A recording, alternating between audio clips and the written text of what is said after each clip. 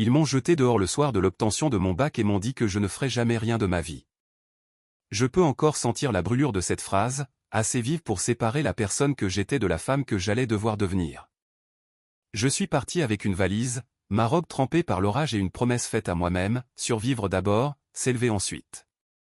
11 ans plus tard, je suis entré au mariage de ma sœur. La salle s'est figée. Son mari m'a fixé et a demandé « Vous vous connaissez tous les deux ?» J'ai souri. Trop bien. Mais la vraie surprise n'était pas sa question. C'était la façon dont ma famille a réagi, comme si j'étais revenu avec quelque chose qu'ils voulaient désespérément garder caché. La plupart des gens parlent de l'enfance comme d'un endroit chaleureux où l'on peut retourner quand la vie devient dure. La mienne ressemblait davantage à un couloir étroit, résonnant d'échos et bordé de portes qui ne s'ouvraient que pour ma sœur cadette, Chloé. Si vous avez grandi en étant celle qui est responsable, vous connaissez le scénario. J'ai appris très tôt qu'être silencieuse maintenait la paix, que s'effacer permettait au foyer de fonctionner, et que l'amour chez nous venait avec des conditions écrites en si petits caractères qu'on ne les remarquait qu'après avoir échoué à l'une d'elles. Mon père, Philippe, dirigeait une clinique privée prestigieuse en ville. Il se comportait comme si chacune de ses opinions était un fait médical avéré. Ma mère, Hélène, était son miroir, répétant ses croyances comme si c'était paroles d'évangile. Et Chloé. Chloé a vite appris qu'être la favorite était un poste à temps plein. Elle jouait son rôle à merveille, une voix douce, de grands yeux et un talent inné pour avoir l'air impuissante au moment opportun. Je me souviens les avoir observés depuis le couloir quand j'étais adolescente, mon père penché sur ses devoirs, ma mère arrangeant ses cheveux avant un gala de piano. Je restais là, mon sac à dos encore sur les épaules, tenant des bulletins scolaires parfaits qu'ils ne demandaient jamais à voir. On se dit qu'on s'en fiche. On se dit que ça n'a pas d'importance. Mais les fissures se forment silencieusement bien avant que tout ne se brise. Même à l'époque, j'enchaînais les petits boulots après le lycée et les week-ends. J'économisais tout, comptant chaque centime dans une vieille boîte à biscuits en métal sous mon lit, c'était ma sortie, mon avenir.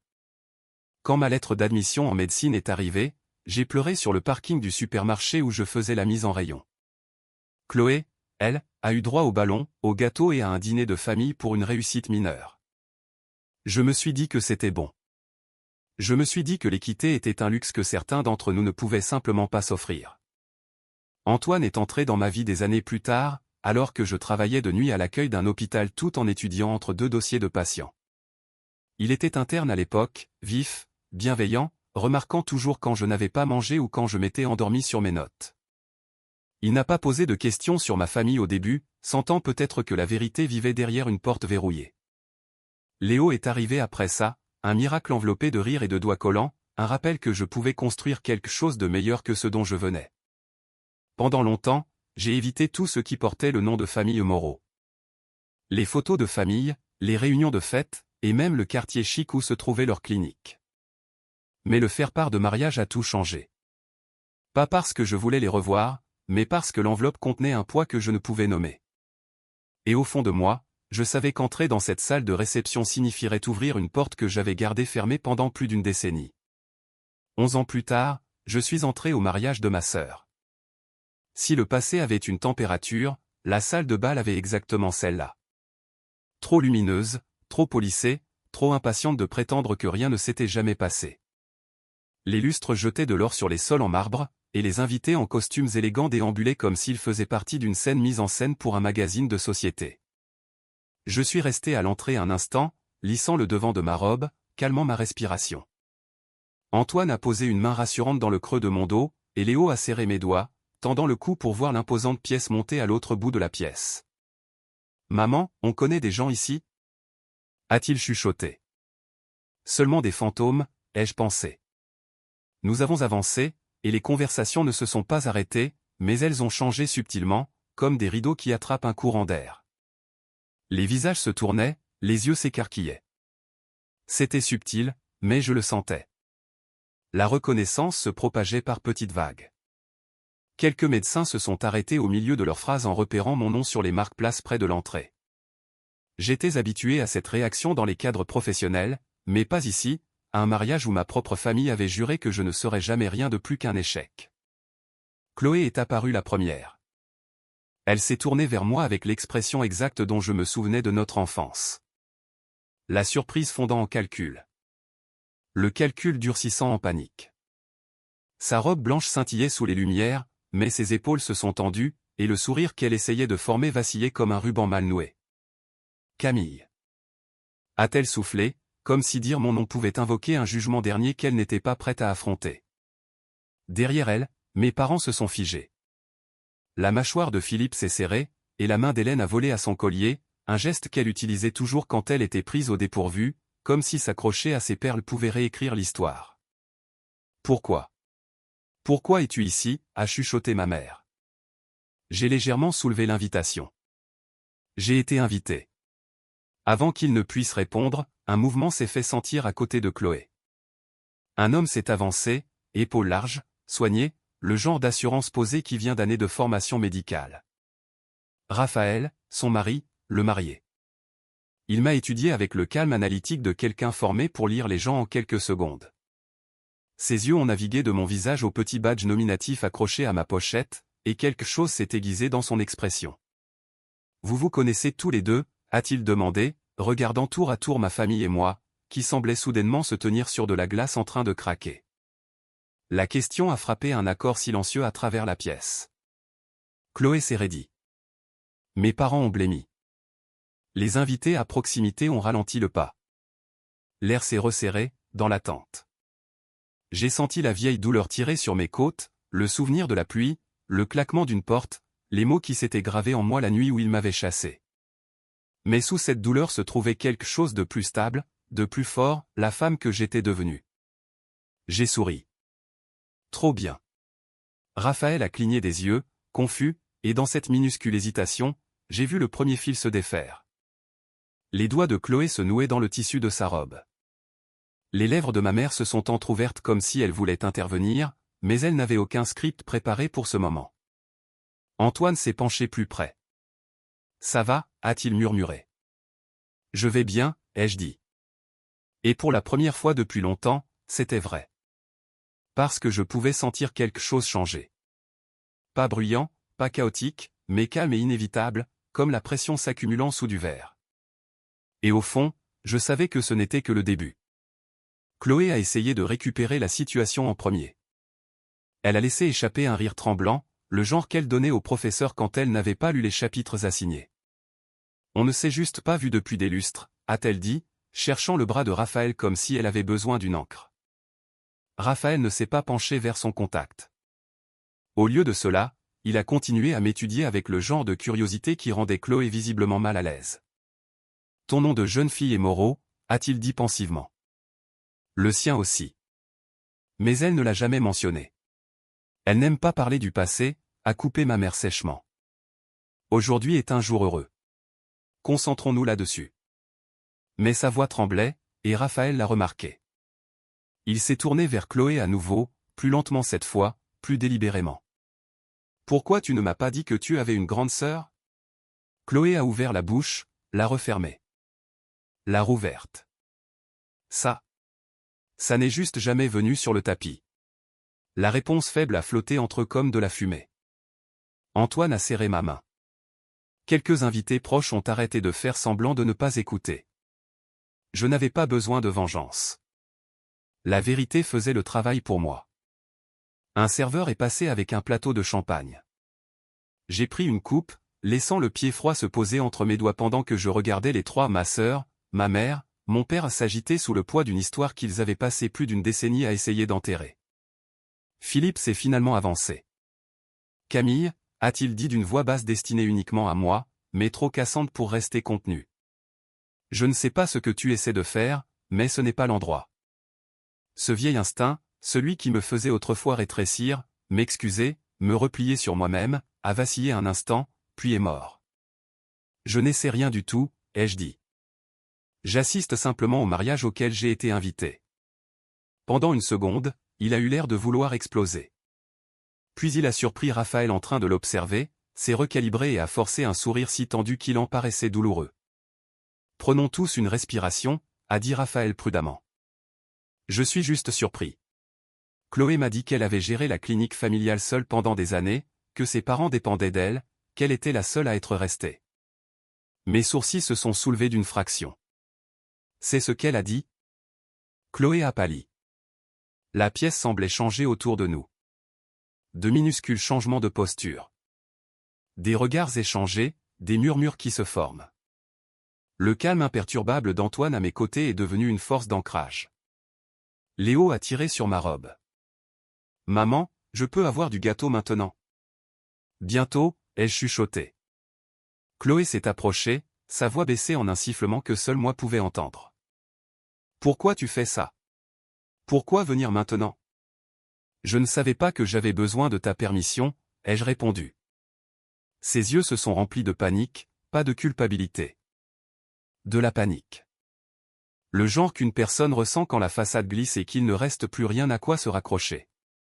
Quelques instants plus tard, elle a disparu dans le couloir, ses talons claquant trop vite pour une mariée. Hélène a suivi. Philippe a traîné, me foudroyant du regard comme si j'avais tendu la main et brisé la vie qu'il avait construite pour Chloé. Mais tout ce que j'avais fait, c'était franchir la porte. Antoine m'a donné un petit coup de coude. Elle est en train de s'effondrer, a-t-il murmuré. Non, ai-je dit doucement. Elle est en train de se révéler. Et quand je l'ai finalement suivie vers le couloir des toilettes, je savais que quelque chose avait changé en moi. Je n'étais plus cette jeune fille de 18 ans trempée, suppliant d'être crue. J'étais celle qu'ils auraient dû craindre de perdre. J'ai trouvé Chloé dans le couloir des toilettes, agrippée au comptoir en marbre comme si la pièce basculait. Son reflet semblait fragile, les yeux trop écarquillés, la respiration trop rapide. Le genre de panique qu'on ne peut cacher derrière du maquillage ou des perles. Quand elle m'a vu, ses épaules se sont raidies. Tu n'avais aucun droit de venir ici, a-t-elle chuchoté, la voix s'effilochant sur les bords. J'ai été invitée, ai-je dit. Par ton mari. Sa mâchoire s'est serrée. Raphaël ne sait pas tout. Je commence à réaliser ça, ai-je répondu. Pendant un moment, aucune de nous n'a bougé. La musique de la salle de bal nous parvenait, douce, romantique, douloureusement déplacée. Chloé a finalement craché, pourquoi maintenant? Pourquoi aujourd'hui? Tu ne pouvais pas me laisser avoir ce seul moment? Je ne suis pas venu pour gâcher quoi que ce soit, ai-je dit calmement. Je me suis juste montré. Le reste? C'est à toi. Ses yeux ont lancé des éclairs. Mais sous la colère, il y avait quelque chose de brut, la peur. Il ne peut pas découvrir, a-t-elle chuchoté. Tu ne comprends pas. Je comprends parfaitement. Elle a tressailli. Parce que je comprenais. Je comprenais les années de mensonges, l'histoire qu'elle racontait à tout le monde que j'avais abandonné, que j'étais instable, qu'elle portait seule le fardeau de la famille, tout en vivant des opportunités achetées avec mon avenir volé. Chloé, ai-je dit, tu ne peux pas construire une vie sur une version de moi qui n'a jamais existé. Elle a attrapé mon bras. S'il te plaît, ne dis rien d'autre là-bas. J'ai retiré sa main doucement. Je n'ai pas dit un mot. Et c'était la partie qui l'a terrifié le plus. Quand nous sommes retournés dans la salle de bal, l'atmosphère avait changé. Les conversations faiblissaient à notre passage. Mes parents se tenaient près de la table d'honneur, chuchotant urgemment à Raphaël, qui semblait de plus en plus troublé. Antoine a marché vers moi, Léo perché sur sa hanche. Les gens posent des questions, a-t-il murmuré. Laisse-les faire, ai-je dit. Nous sommes retournés à notre table juste à temps pour entendre un médecin d'un des grands hôpitaux saluer chaleureusement Raphaël, puis se tourner vers Chloé. Vous avez travaillé à la clinique de votre famille pendant combien d'années déjà? Chloé s'est redressée, forçant un sourire éclatant. Oh, je gère tout depuis la fin de mes études. Le médecin a hoché la tête poliment. Et où avez-vous étudié déjà?